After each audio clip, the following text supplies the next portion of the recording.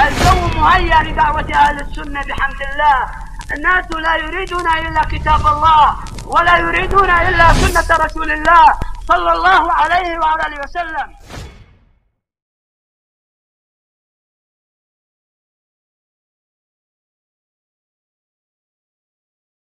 دوسرا یہ کہ سعودی عرب طیب اردگان اور ان کی جو بات میں کر رہا تھا کہ جو لوگ ساتھ دیتے ہیں باطل کا، اصل میں ان کا منہج بگڑا ہوا ہے. ان کا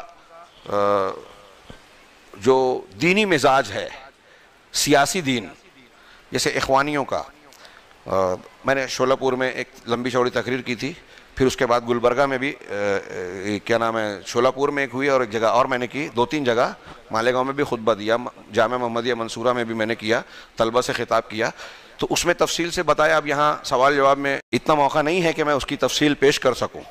ان کے اندر کیا کیا منہجی خرابیاں ہیں یہ ضرور جانیے، اور منہج کا جاننا بہت ضروری ہے.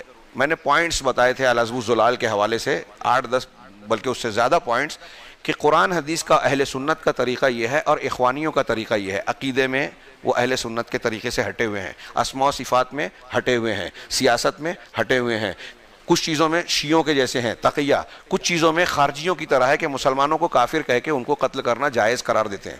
جیسے خارجی حضرت علی کو قتل کر دیے اور بولے کہ کافر ہیں، کئی صحابہ کو مار ڈالے، قتل کر دیے، شہید کر دیے.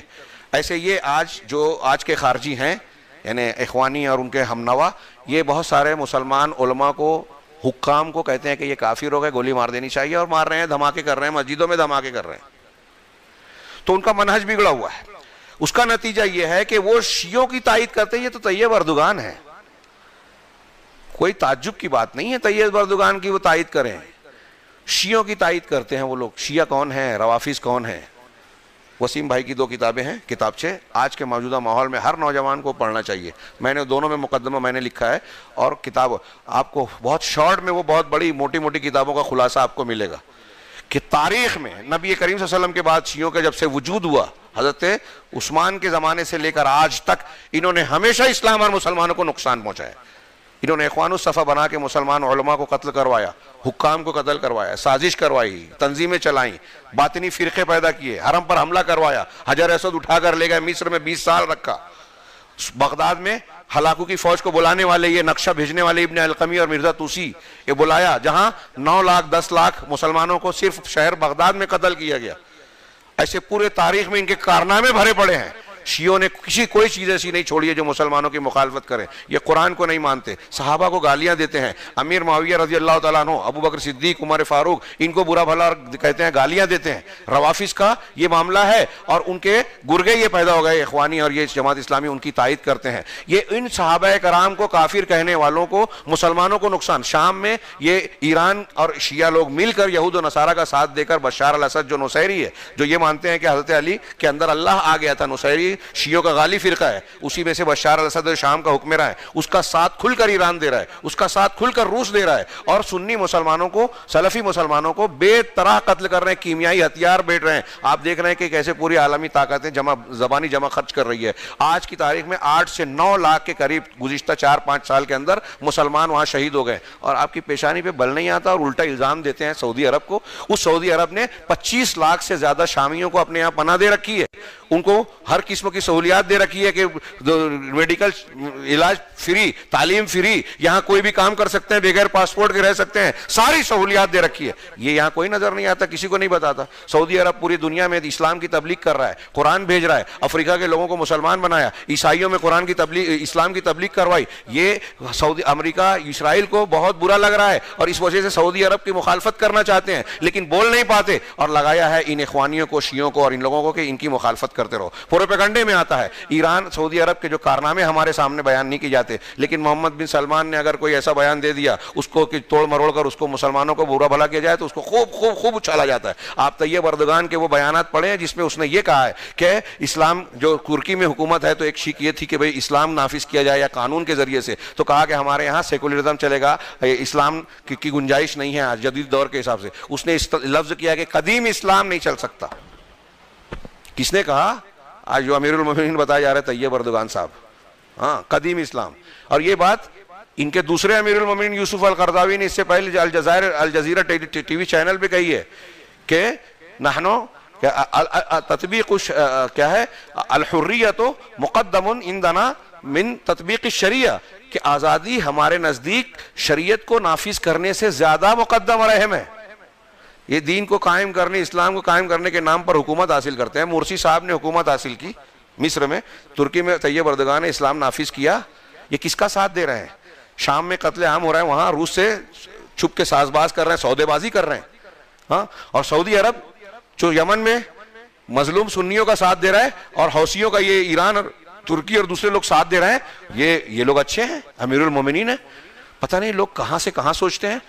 یہ پروپیگنڈائی قوت کی بنیاد پر یہ شور مچاتے ہیں کہ یہ ہیرو ہیں، یہ ایسے ہیں.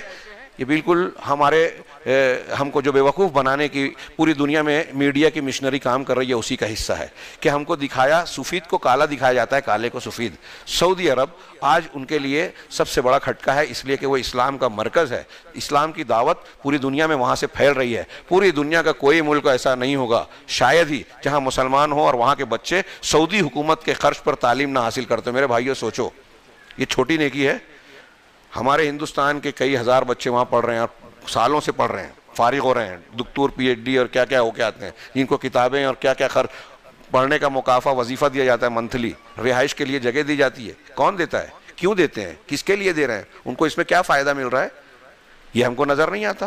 پوری دنیا کے ہر زبان میں قرآن کا ترجمہ کر کے اکیلے سعودی عرب نے پھیلایا ہے.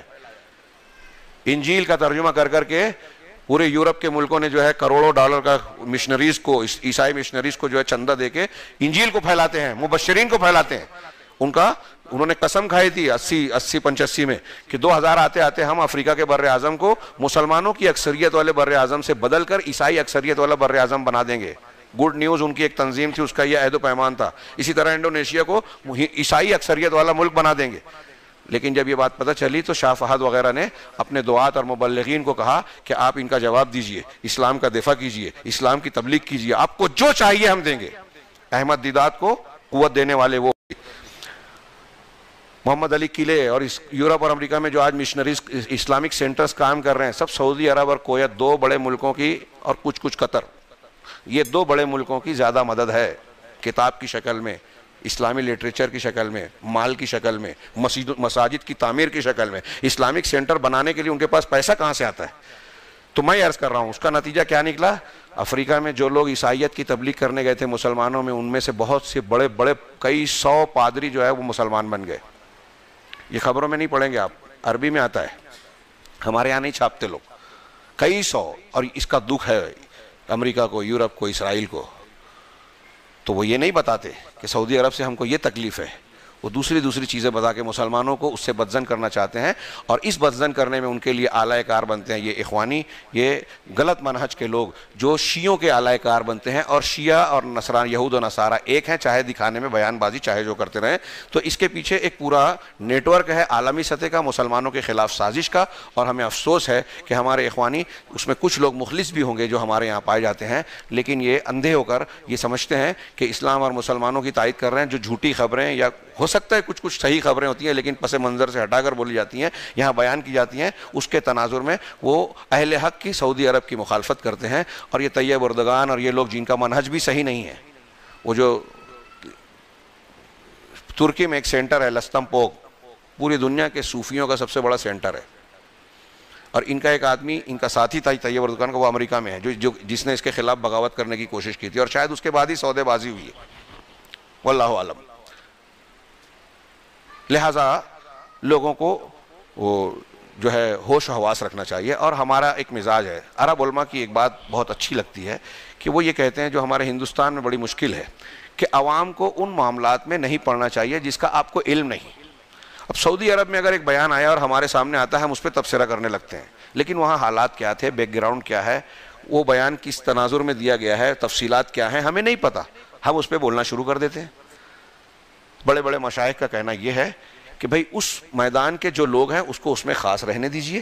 اگر کوئی چیز منکر کی شکل میں، دین کی شکل میں آتی ہے تو اہل علم اس کی اصلاح کرنے کی کوشش کریں، لیکن سیاسی اعتبار سے اگر کوئی معاملہ اٹھا پٹک ہوتی ہے، کوئی بات ہوتی ہے، دو ملکوں کے درمیان کوئی معاملہ ہوتا ہے تو ہمیں فوراً اس پر تبصرہ نہیں کرنا چاہیے، موافقت اور مخالفت کا اظہار نہیں کر دینا چاہیے۔